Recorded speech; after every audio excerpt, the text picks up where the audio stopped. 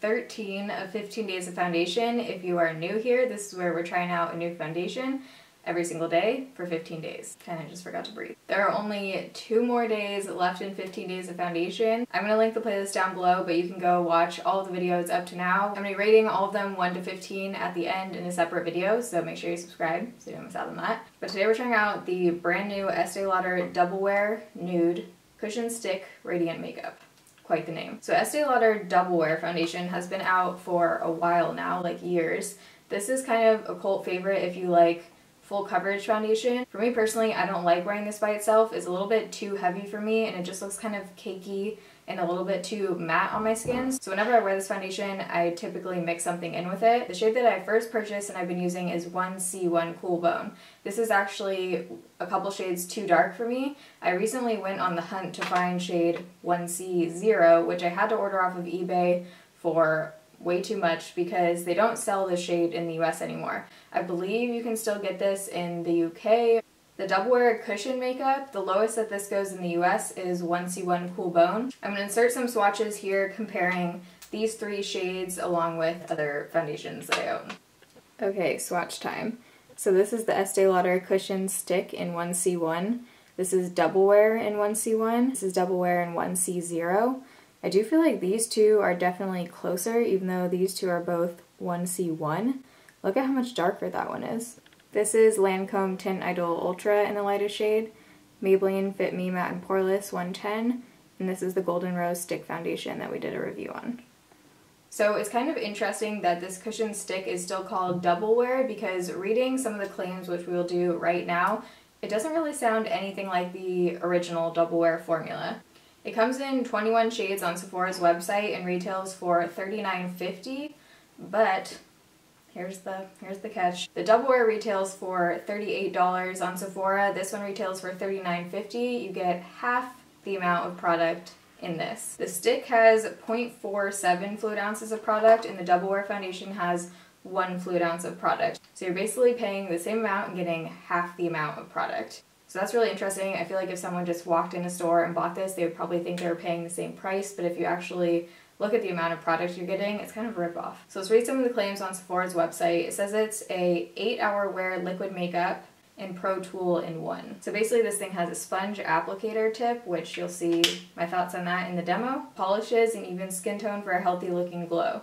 This skin-loving, weightless, and comfortable formula instantly hydrates, and the innovative stick combines liquid makeup and an applicator in one. If this is innovative, I'm worried for our future. The thing that kind of throws me off about this is on Estee Lauder's website, it says this is supposed to be sheer to medium coverage. This is a full coverage foundation. I'm not really sure why they're putting these two in the same family. I think it would have been awesome if they just came out with a radiant version of the Double Wear, still with full coverage, still same bottle. It just seems like they kind of tried to go a little too far with this one. The Double Wear Original Foundation also says that it has a 15-hour lasting power. This one is only 8-hour lasting power. If you're new to my channel, I have combination skin with cystic acne. I usually get a little bit oily throughout the day in my T-zone. I like a fuller coverage foundation to cover up some of my acne, scarring, and active acne. Yeah, I like burritos. That's all you pretty much need to know about me. Whoa, I just noticed a huge blister on my heel. If you guys like this video at any point and are excited about 15 days of foundation, don't forget to give it a thumbs up. If you want to see my thoughts on this foundation and how it applies and wears throughout the day, you're in the right place. Just keep watching.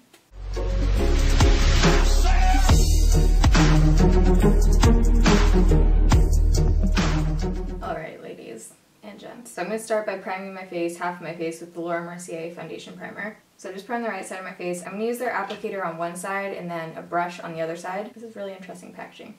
Kind of reminds me of the Clinique Chubby foundation sticks. Online it says that you can take this sponge tip off to wash it. I want to see if you can take this. Okay, it doesn't look like you can actually take the whole contraption off to just get the product out. Yeah, it's like on there. So to me it looks like you do have to use this applicator.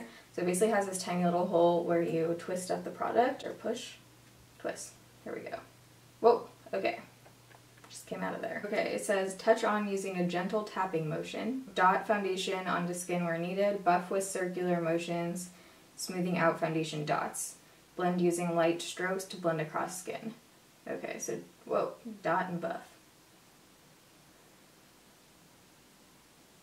I'm just gonna start with that. this feels interesting. I don't know how you're supposed to buff out your whole face with this tiny sponge. Seems like a waste of time to me. With this applicator, it doesn't look like that high of coverage. Weird smell. This applicator just seems like counterproductive to me. It's just too tiny and too hard to actually blend. I'm gonna twist this and switch to trying out a brush for my forehead, and then we might try the sponge too. I guess you would still have to wash the sponge if you're just dotting it on your face.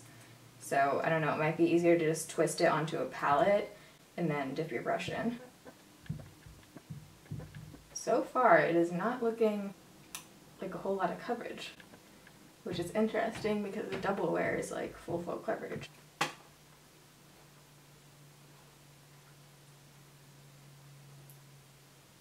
Brush is definitely 50 times faster. And coverage, I definitely got better coverage with the brush. Shade so far looks okay. I'm hoping this doesn't oxidize because the double wear does oxidize on me. Finish is really nice. It's like a dewy, radiant finish. Okay.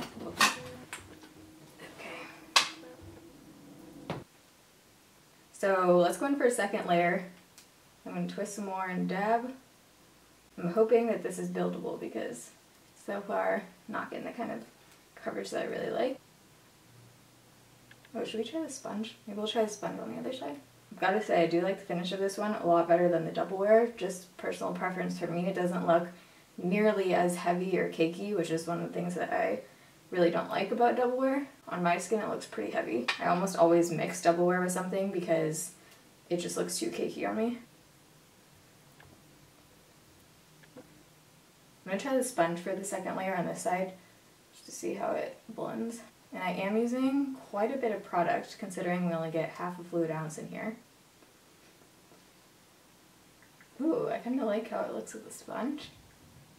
I mean, both this side and this side look pretty much the same at this point, but I like how it blends out with the sponge. With one layer, it looked about light to medium coverage to me. With 2 layers, you can get it to a high medium coverage. Definitely still not full coverage, but it looks very nice and natural on the skin the way it's sitting. So before I apply concealer and everything, I'm going to show you guys a close-up. So luminous finish for sure. I'm hoping it sets because I don't really want to set this with the powder.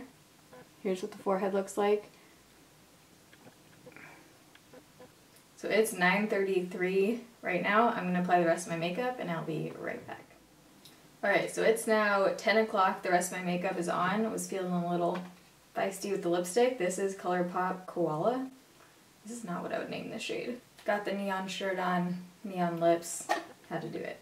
So I did end up setting only my cheek area with the Laura Geller Balance and Brighten powder, just so I could blend out my blush and bronzer and stuff on top of it, and blend it out easily. I didn't set the center of my face at all because I just want to see how this holds up since it is supposed to be a long wear foundation. It's sitting really nicely on my skin right now. I do look quite dewy, so I'm hoping I don't get too oily, but the powder literally just looks like skin on top of this.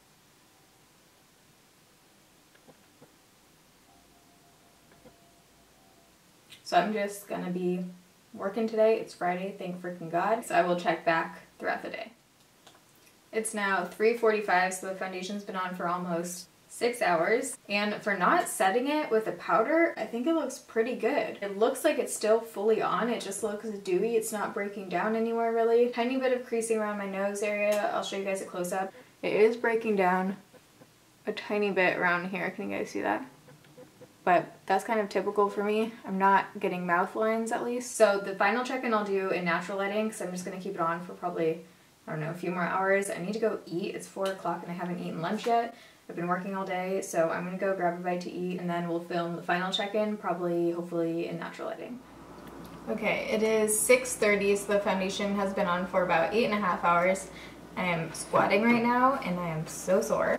I actually like it. It does look like it's separating a tiny bit on my forehead, like above my brow area, and then a little bit under my nose. But overall, just looking at it, I feel like it looks pretty good after 8 hours. Okay, I'm just gonna need to, blush, bronzer, highlight is still fully on. I think it looks pretty good after 8 hours.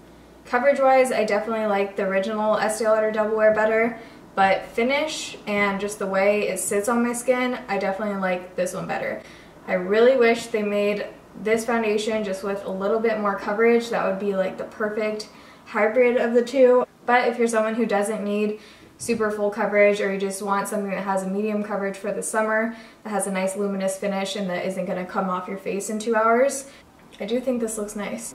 I'm definitely going to be keeping this one, mixing it in with different foundations. It has the luminosity, it just needs a tiny bit of coverage and a tiny bit of lightening.